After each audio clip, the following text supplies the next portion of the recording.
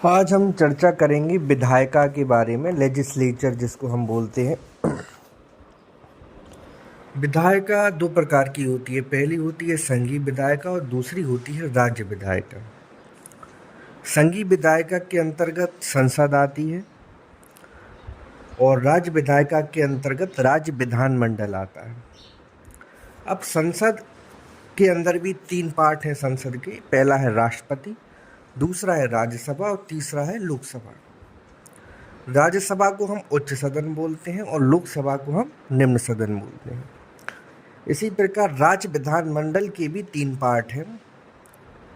पहला है राज्यपाल, दूसरा है विधानसभा और तीसरा है विधान परिषद। तो ये हमारा खाका है विधायिका का। अब सबसे पहले हम बात करते हैं विधायिका के, जो मैंने दो प्रकार बताए थे, संघीय और राज्य विधायिका के। तो संघीय विधायिका क्या होती है? फेडरल लेजिस्लेचर, जिसको हम इंग्लिश में बोलते हैं फेडरल लेजिस्लेचर। संसदीय शासन व्यवस्था के अंतर्गत केंद्र में द्विसदनीय व्यवस्था को अपनाया गया है, जिसमें दो सदन होते हैं। पहला है राज्यसभा, जिसको हम उच्च सदन बोलते हैं, और दूसरा है लोकसभा, जिसको हम निम्न सदन बोलते हैं। लोकसभा के सदस्यों का निर्वाचन प्रत्यक्ष रूप से जनता करती है एवं यह एक अस्थायी सदन है। यह कभी भी भंग हो सकती है। तो वहीं राज्यसभा एक स्थायी सदन है, अर्थात इसका विघटन नहीं हो सकता। भारतीय संविधान के भाग 5 में अनुच्छेद 79 to 122 में संसद के गठन, संरचना और संसद के सदनों की अवधि, संसद के अधिकारी, संसद और उसके सदस्यों की शक्तियाँ, विशेषाधिकार और उन्मुक्तियाँ आदि के विषय में उल्लेख किया गया है। तो 79 से 122 के बीच। अब हम बात करते हैं संसद का गठन और संरचना, constitution and composition of parliament. राष्ट्रपति, राज्यसभा एवं लोकसभा के सम्मिलित रूप को हम क्या बोलते हैं? संसद। अर्थात राष्ट्रपति संसद का अभिन्न अंग होता है। ये किस अनुच्छेद में कहा गया है? अनुच्छेद 79 में। लोकसभा संपूर्ण भारत के लोगों का प्रतिनिधित्व करती है, तो राज्यसभा केंद्र में राज्यों और केंद्र शासित राज्यों का प्रतिनिधित्व करती है। संसद के उच्च सदन अर्थात राज्यसभा में राज्यों का समान प्रतिनिधित्व नहीं है, क्योंकि राज्यों का प्रतिनिधित्व उनकी जनसंख्या के आधार पर निर्धारित होता है। जितनी जनसंख्या होगी उतनी राज्यसभा सीट होती है। इसका ये मतलब है राष्ट्रपति संसद के किसी भी सदन का सदस्य नहीं होता और ना ही वह संसद में बैठता है, परंतु राष्ट्रपति संसद का अभिन्न अंग होता है। ऐसा इसलिए है क्योंकि संसद के दोनों सदनों द्वारा पारित विधेयक तब तक कानून नहीं बनता जब तक राष्ट्रपति उस पर अपनी हस्ताक्षर ना कर दे या अपनी सहमति प्रदान ना कर दे। अब हम पढ़ेंगे उच्च सदन यानी राज्यसभा की संरचना। Composition of Rajya Sabha, council of states. भारतीय संविधान का अनुच्छेद 80 राज्यसभा की संरचना का प्रावधान करता है। राज्यसभा के सदस्यों की अधिकतम संख्या 250 हो सकती है, परंतु वर्तमान में यह 245 है।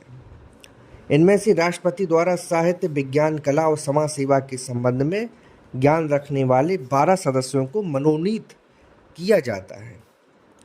शेष जो 238 सदस्य हो सकते हैं, लेकिन अभी वर्तमान में 233 सदस्य हैं। राज्यसभा की अधिकतम संख्या 250 है, लेकिन वर्तमान में कितने हैं? 233 और 12 मनोनीत मिला के कितने हो गए? 245। प्रत्येक राज्य में कितने सदस्य होंगे इसका निर्धारण राज्य विशेष की जनसंख्या के आधार पर होता है। वर्तमान समय में उत्तर प्रदेश से राज्यसभा सदस्यों की सीटों की संख्या सर्वाधिक 31 है। यूपी में राज्यसभा की सीट सबसे ज़्यादा 31 है। तत्पश्चात महाराष्ट्र 19, तमिलनाडु 18, पश्चिम बंगाल 16 और बिहार 16। तो ऐसे कभी कभी पूछ लेते हैं अवरोही क्रम में या आरोही क्रम में। तो सबसे ज़्यादा राज्यसभा सीटों के हिसाब से आप व्यवस्थित कीजिए। तो सबसे ज़्यादा जो राज्यसभा सीट कहाँ है? उत्तर प्रदेश में 31, महाराष्ट्र में 19, तमिलनाडु में 18, पश्चिम बंगाल में 16 और बिहार में 16। ये आपको याद रखना है। अब राज्यसभा के सदस्यों का निर्वाचन, election of Rajya Sabha members. Rajya Sabha के सदस्यों का निर्वाचन अनुपातिक प्रतिनिधित्व प्रणाली द्वारा एकल संक्रमणीय मत के आधार पर होता है, जिसका वर्णन लोक प्रतिनिधित्व अधिनियम 1951 में विस्तार से किया गया है। राज्यसभा के सदस्यों का निर्वाचन अनुपातिक प्रतिनिधित्व प्रणाली द्वारा एकल संक्रमणीय मत के आधार पर होता है, जिसका वर्णन लोक प्रतिनिधित्व अधिनियम 1951 में विस्तार से किया गया। भारतीय संविधान के अनुच्छेद 80(4) के अनुसार राज्य विधानमंडल के निर्वाचित सदस्यों द्वारा राज्यसभा के सदस्यों का निर्वाचन किया जाता है।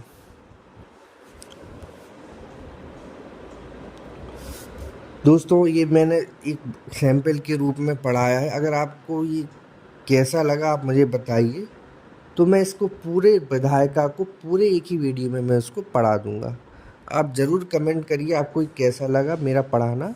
आपके अगर कमेंट आते हैं तो मैं आगे आपको राज्यसभा के सदस्यों की अर्हता, राज्यसभा के सदस्यों का कार्यकाल, राज्यसभा के जो पदाधिकारी होते हैं उन सब के बारे में आपको पढ़ाऊँगा, राज्यसभा की शक्तियाँ और कार्य, फिर लोकसभा के बारे में पूरा मैं बताऊंगा, उसका गठन कैसे होता है, लोकसभा के सदस्यों का चुनाव, लोकसभा के सदस्यों की अर्हता, लोकसभा की अवधि, सब मैं को पढ़ाऊंगा। लेकिन आप वीडियो को लाइक करें, शेयर करें और आप मुझे कमेंट करें कि आपको ये वीडियो बनाना अगले ये आपको पढ़ना है कि नहीं।